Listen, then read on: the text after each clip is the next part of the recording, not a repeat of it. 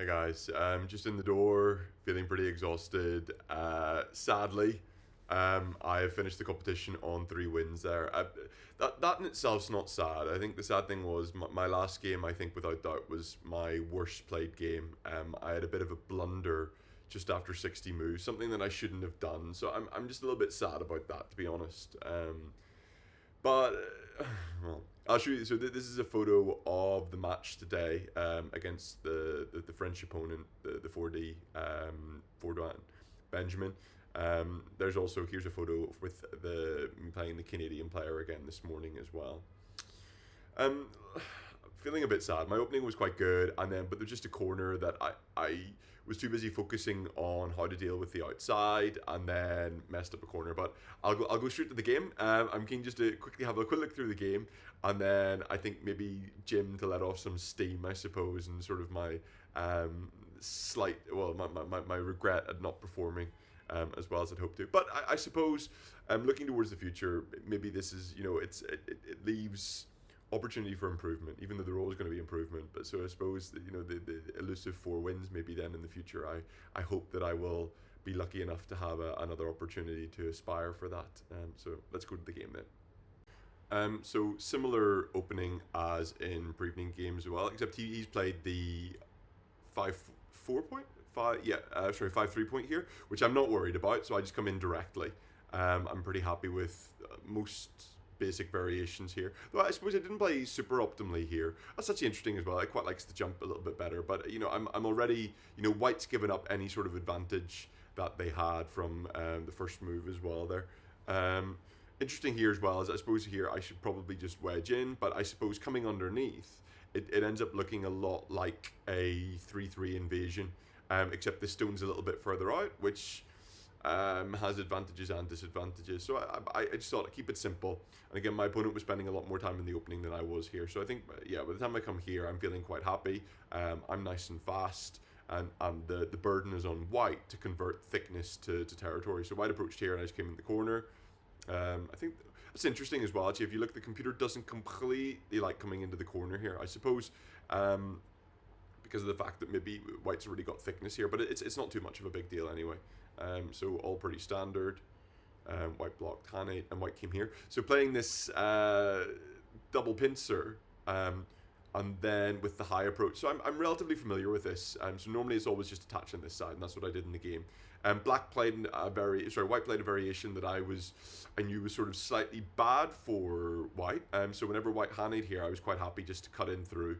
And because I remember this is a variation that whenever Master first came out, I think Master played a lot of this variation in its own games against itself. But I think since then it's been it's no longer played anymore.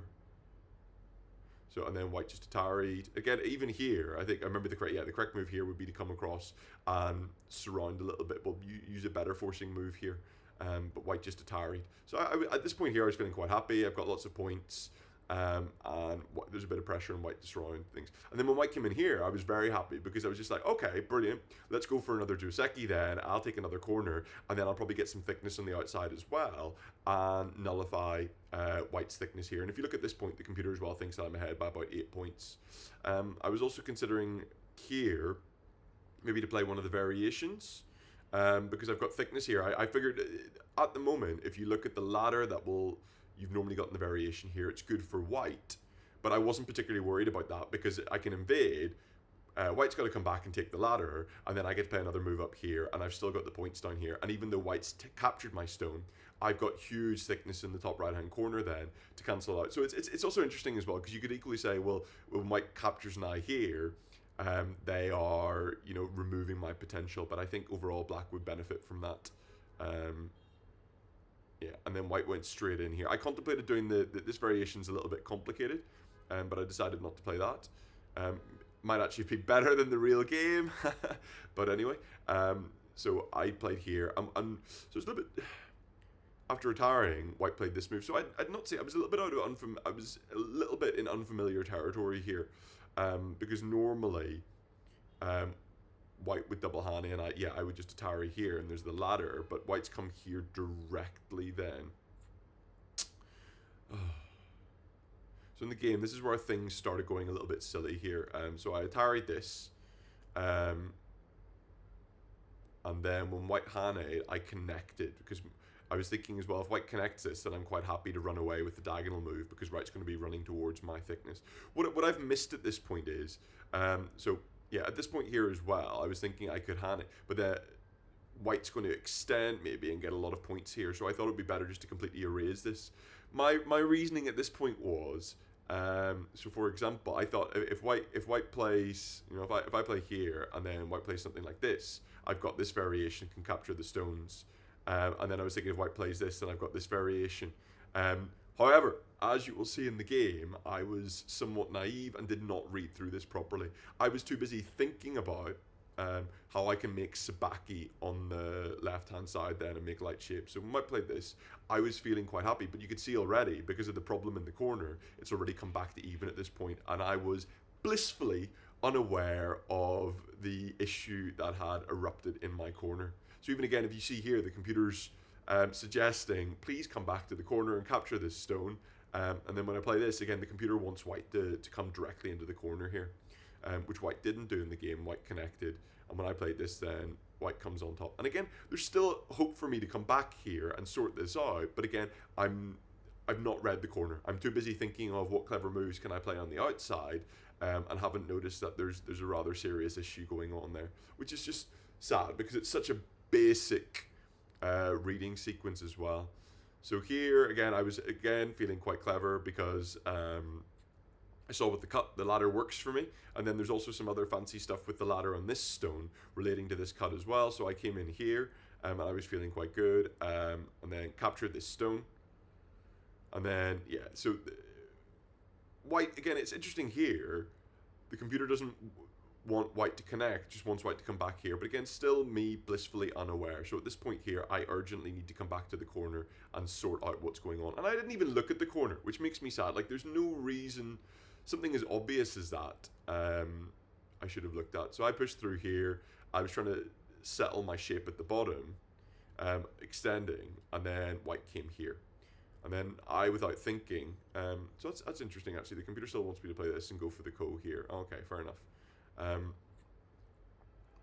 So I played this without thinking, and then the second that white played here, I was like, uh-oh, that's not the way I thought it was supposed to be, which was rather sad. And then after the Hani then, I'm a little bit, like, what almost made this even more painful was, I then had Tsuji to live, like, if everything had died, that would have been very simple, and I could have resigned right there. But unfortunately, I had a Tsuji to live here, which I managed to do.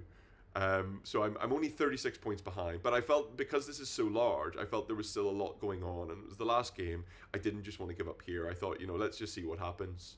And so I tried to take everything that I could then at this point. So first task at hand is, well, obviously this group down at the bottom, I need to get that alive. Otherwise, I can say goodbye to any sort of dreams, no matter how unreasonable they are.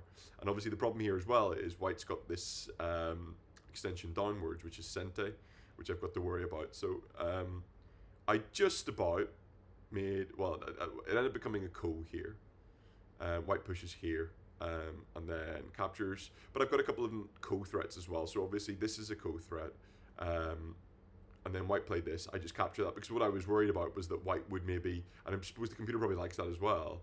Actually, no, the computer doesn't. I was thinking the computer might want black to run away with the ladder, and then just, if this all dies, then that's going to be game over anyway, but the computer apparently still prefers a move just in the vicinity here. That's interesting, yeah. Okay, so I just captured this. White played here. Thankfully, this is, I think, quite a nice little ko thread as well. I was kind of really hoping, if white ignored me, then this would be an opportunity. But I suppose that's the reason why I'm playing, because I think, there's always going to be some opportunities, even though this is quite basic reading as well. I think at this point, I tried to make a noise indicating that I thought that I hadn't found a ko threat here, even though this is clearly a ko threat. So white extended, I came back. White plays this, and then I think I can't do it. So yeah, the computer agrees here. I've got no other choice, just got to connect the ko. And then I'm already in big trouble for points. So last chance was then when white plays here, I just invaded. And I think there were, momentary fleeting hopes of things. So I tried a few things here.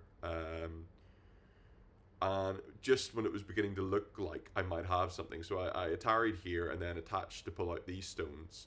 Because in a dream world, in theory, this white group here is still not alive yet if I jump into the corner, and then we've got these stones in the middle that I can potentially attack if white makes a big mistake here. Actually, it's interesting, yeah, the computer really doesn't like white's move here as well. So I push through, cut.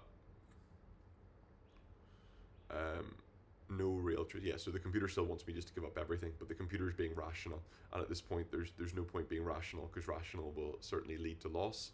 I have to have a big dream. And then, yeah, oh, actually it still wants me to push up here. Why is that useful? Okay, so I played this, and then white came down and has now captured everything in here, and my last thought was maybe I might be able to do something at this group. Let's just check to make sure that white doesn't do anything silly.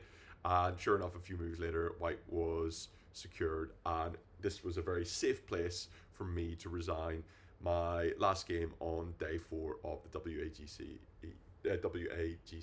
So a little bit sad. Like this was clearly this was a poorly played game. Even though it was okay at the opening, but it was the fact that the mistakes, there was no need to make the mistakes that I made here. But anyway, lesson learnt. I need to go back and do some more reading. I think as well that was part of the problem. I think fatigue at on day 4 at the moment. My reading, I don't feel as sharp as I did for some of the previous matches. But then again, everyone's subject to the same conditions as well, so I can't really complain there. My hope as well is, so this is obviously the end of the competition today. I'm flying back to Beijing tomorrow. I sadly won't be there for the closing ceremony because I've got to get back for work on Wednesday, which means getting back to Beijing tomorrow.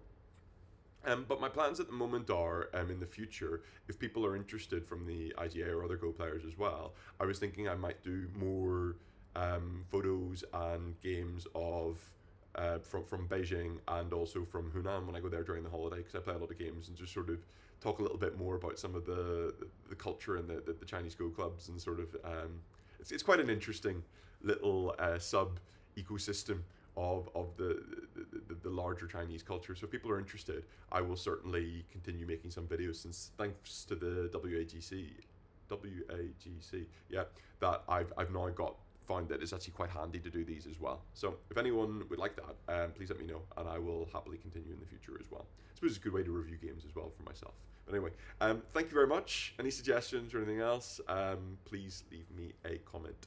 Otherwise, bye bye.